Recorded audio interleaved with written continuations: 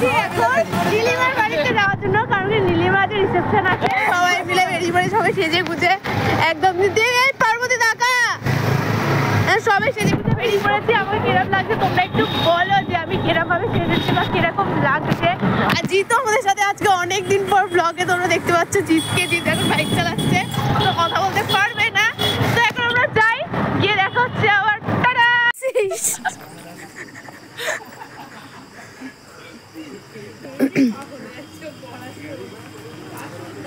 বর সবার লাস্ট, অতিথি এসে বসে আছে, বর সবার লাস্ট। ওটা তোমার দেখে মনে হলো বর কাউন্সিলর এসছে আমাদের পাড়া। কাউন্সিলর, ওটা কাউন্সিলর আমাদের চাকরি। তোর পরে তো তোমার একটা মা মুখ কথা বলবো না বন্ধ বিয়ে বাড়িতে এই যা বিয়ে বাড়ি এসে কিছু চুপ বন্ধ বিরক্ত লাগে। কোনদিন তুই আসার না মেরে দে, কোনদিন জলে চলে যাবে দেখতেও পাবি।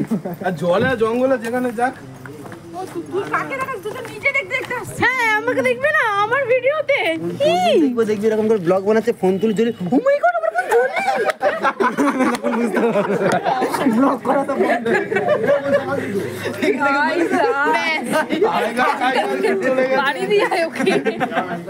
আইডিও খুঁজে পাবে না, জলের সঙ্গে ভেসে যাবে। হ্যাঁ বলতে পারে ও করি, জিপ চলে আসে যাও, জিপ চলে আসে যাও। হ্যাঁ বললে সরে আইলু যেতে দে, তুমি জানেও ভাবে সব ভিতরে বসতে রয়েছে। ওই ভালো আছিস? তোকে চিনতে পারিনি, আরে ব্লগ হচ্ছে, ব্লগে রাখবি না, জানতাম না যে ব্লগ চালিয়েছে। সবার ভিডিও করে দেখ এরকম আমি সবার ভিডিও করেছি বিয়ে বাড়িতে এসে, কে বউ আমি সেটাই দেখাই। কি দরকার দেখি তো পাশে দেখে নিয়ে না না এক সেকেন্ড মুখ দেখাবে না দাঁড়াও, বলে দাদা দেখাবে না, এক সেকেন্ড দাঁড়াও। বউরের মুখ দেখালে 1 লাখ টাকা দেবে? অবশ্যই দেবে। এক সেকেন্ড দাঁড়াও, দেখাবে না, ঠিক দেবে তো? ওর মুখ দেখা মনে 1 লাখ টাকার বউ,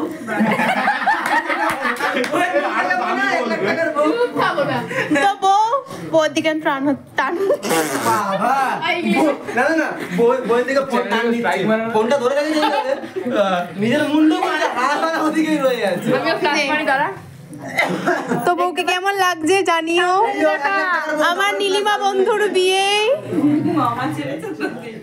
1 লাখ টাকার বউকে নাকি ডবল প্লাস দেয়, কি অবস্থা! এ নাকি 1 লাখ টাকা দেবে, বউয়ের এমনিতে মুখ দেখা যাচ্ছে না, ডবল প্লাস দিলে মুখ তো কি হয়েছে?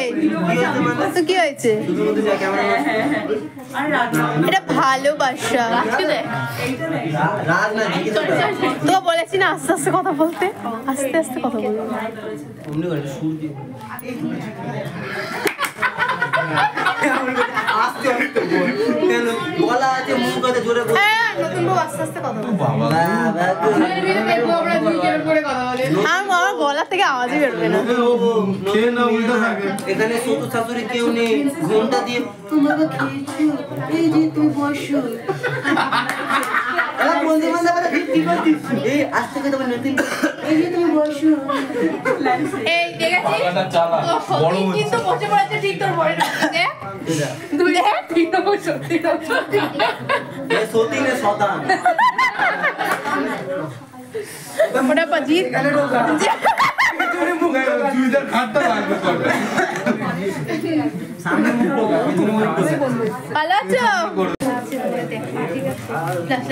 লজ্জা লাগছে আমার। নরেন্দ্রপুর থানার অন্তর্গত জনাব সিরাজ শেখের পুত্র শাহনাবাজ শেখ তার সঙ্গে ৫,০০০ টাকা দেনমোহরের পরিবর্তে হাজিরানে মজলিসে নবীর সুন্নত মোতাবেক আমার ওকালতিতে তোমার সঙ্গে বিবাহের প্রস্তাব দিলাম, তুমি কি কবুল করিলে? আরেকবার বলছি, নরেন্দ্রপুর থানার অন্তর্গত জনাব সিরাজ শেখ তার পুত্র শাহনাবাজ শেখ তার সঙ্গে ৫,০০০ টাকা দেনমোহরের পরিবর্তে হাজিরানে মজলিসে নবীর সুন্নাত মোতাবেক আমার ওকালতিতে তোমার সঙ্গে বিবাহের প্রস্তাব দিলাম, তুমি কি কবুল করিলে? তোমাকে জিজ্ঞাসা করছি। নীলিমার বিয়ে টিয়ে হয়ে গেল, খাওয়া দাওয়া আমাদের কমপ্লিট হয়ে গেল, খেয়ে দিয়ে এবারে আমরা সবাই মিলে বেরিয়ে পড়েছি। এখন রাত 12টা বাজে, দিকে, ঠিক আছে বাড়ি থেকে একটু চা ফা খেয়ে হয়তো রাত্রেবেলা, যেহেতু 12টা বাজে। তো সবাই মিলে রাজ ওখান থেকে নেমে পড়লো, ওর বন্ধু বাড়িতে যে থাকবে, আর ওরা ওই সখী দুজন, আর ওদিকে জিদ আর এই যাচ্ছে, আমি এবারে পান্তর